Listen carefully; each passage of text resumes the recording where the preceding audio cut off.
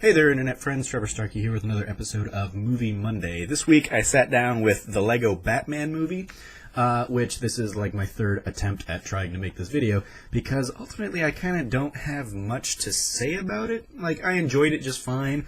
It didn't reach the heights of the Lego movie for me. I didn't think that it would necessarily either going in. I thought Lego Batman, Will Arnett's character worked really well in small doses that we got him in the Lego movie, and I didn't think they'd really be able to stretch that out over a full-length movie, and they kind of don't do it all that well. I mean, it's fine. It's not a bad movie, but it's not a great movie either, in my estimation. The crux of the movie is Batman trying to come to terms with the idea of having a family again. So but in a more jokey kind of fashion, because it's a funny little kids animated movie. So you have him, singing his little broody rap songs and stuff like that, that we got a little taste of in the Lego movie. We get a little bit more of that here. We get him kind of thrown up against Ralph Fiennes' Alfred, who's trying to, open him up to the idea of embracing a family again, in the form of Michael Cera's Robin, who is very Michael Cera about it, which, again, he's somebody who, if the role doesn't fit really, really well, doesn't work for me by and large. Like Arrested Development I like him in, and Scott Pilgrim I like him in, and that's about it. I feel like kind of everything else he's just playing variations on those two characters.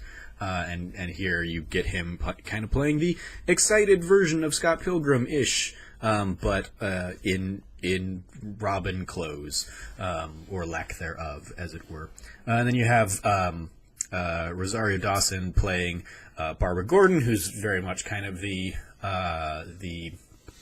straight man for a lot of the wackiness that's going on with Batman and his group.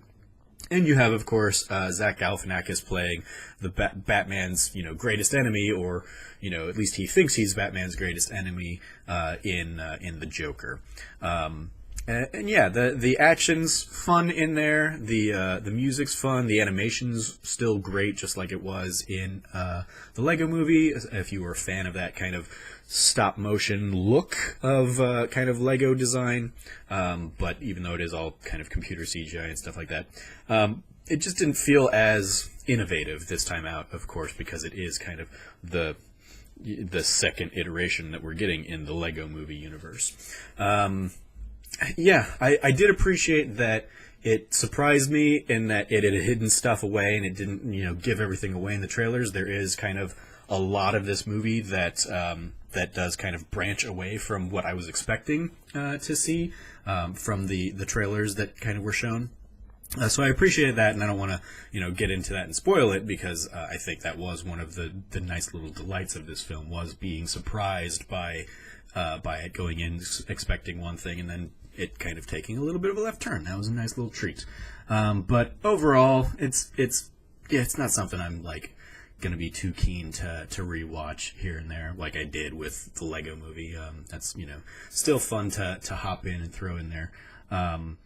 This was just kind of good little action animated comedy.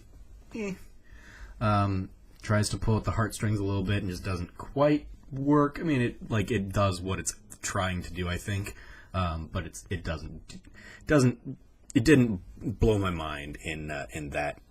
It was a jack of all trades, master of none kind of movie. It does everything kind of well, nothing great, for my money. So those are my general thoughts on the Lego Batman movie.